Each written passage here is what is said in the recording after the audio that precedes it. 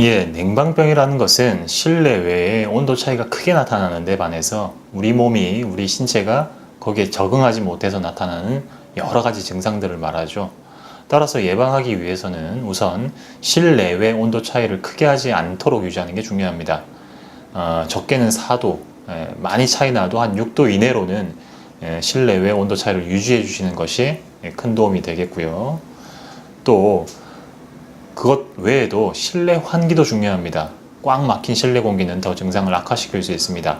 또한 냉방기기의 청결 상태 또한 중요합니다.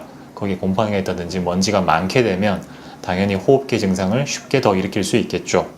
또한 사무실이나 실내에서 업무만 일만 하시는 게 아니고 틈틈이 짬을 내서 운동을 해주시는 게 큰 도움이 됩니다.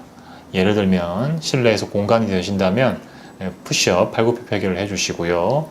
윗몸 일으키기까지 하시면 더 좋겠는데 그건 좀 힘드실 것 같고, 제자리에서 앉았다 일어서기 혹은 무릎만 살짝 굽히는 기마 자세, 이런 것들을 같이 해주시게 되면 우리 몸의 상초, 중초, 하초, 전신의 순환이 좋아지면서 능히 냉방 상황, 냉방병 이런 부분들을 이겨낼 수 있는 몸 상태를 유지할 수 있겠습니다.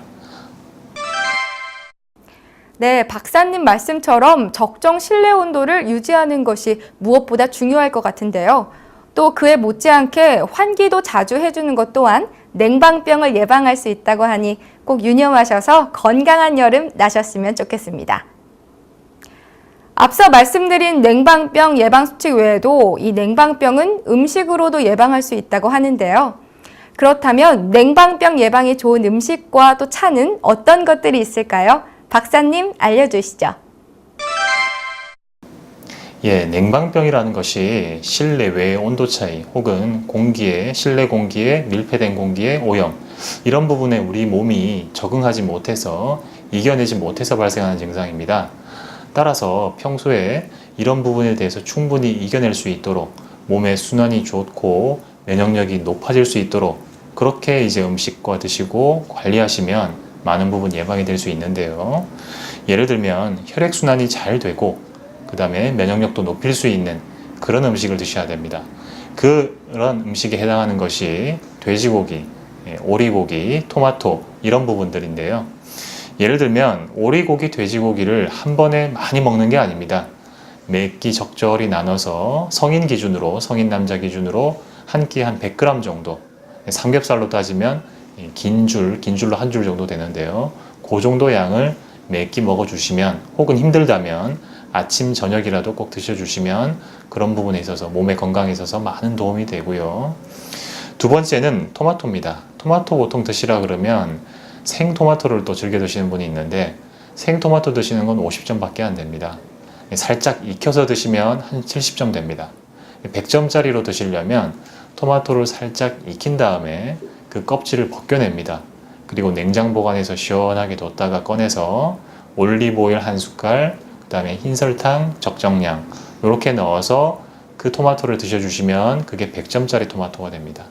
이렇게 드시면 토마토의 비타민, 미네랄, 그 다음에 올리브오일의 불포화 지방, 필수 지방 이런 부분을 같이 섭취할 수 있으면서 우리 몸의 면역력, 순환력에 도움이 되겠고요.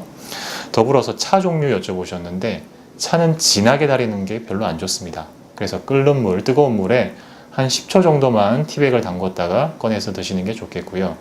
커피나 녹차나 어떤 차든 간에 하루에 한 잔 이상은 좀 별로 도움이 되지는 않습니다.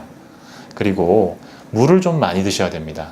예를 들면 본인 체중이 70kg라 그러면 한 1.4리터, 50kg라 그러면 한 1리터 정도 이렇게 본인 체중의 200을 곱해서 하루 중에 생수로 드셔야 됩니다.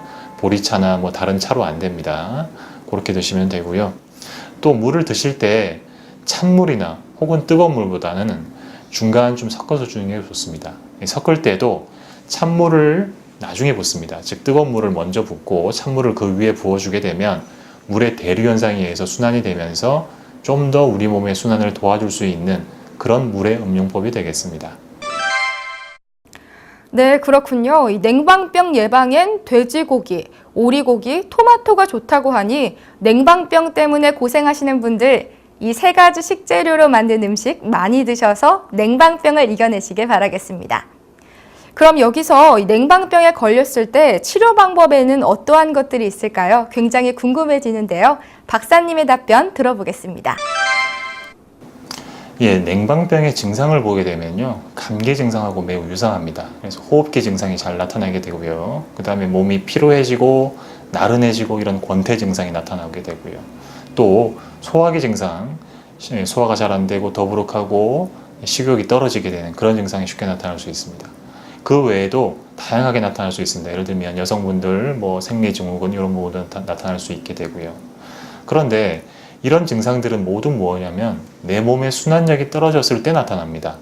그래서 예를 들면 호흡기 증상, 감기 증상이 나타나고 두통이 있고 어지럽고 이러한 상초의 증상, 상초라 그러면 우리 여기 명치서부터 머리 끝까지를 상초라고 하는데요. 이런 상초 증상이 있을 때는 그 상초의 기체증, 즉 상초의 순환이 안 되는 증상을 풀어주는 치료를 하게 되면 이런 부분들이 좋아지게 되고요. 그 다음에 소화기 증상이 나타날 경우에는 역시 중초의 소화기를 풀어줄 수 있는 그런 치료를 하게 됩니다. 그래서 상초의 증상, 중초의 증상, 하초의 증상이 모두 순환이 잘 되게끔 만들어 드리는 게 이런 냉방병에 대한 한의학적인 치료가 되고요. 더불어서 이렇게 한의학적으로 우리 몸의 순환을 좋게 만들어주면 냉방병이 어느 정도 있더라도, 예를 들어서 증상이 나타나더라도 혹은 그 이전에 예방도 가능하게 되고요. 내 몸이 충분히 이겨낼 수 있고 건강하도록 만들어주는, 즉 자생력, 우리 몸의 면역력을 키워주는 부분이 한의학적인 치료 방법이라고 하겠습니다.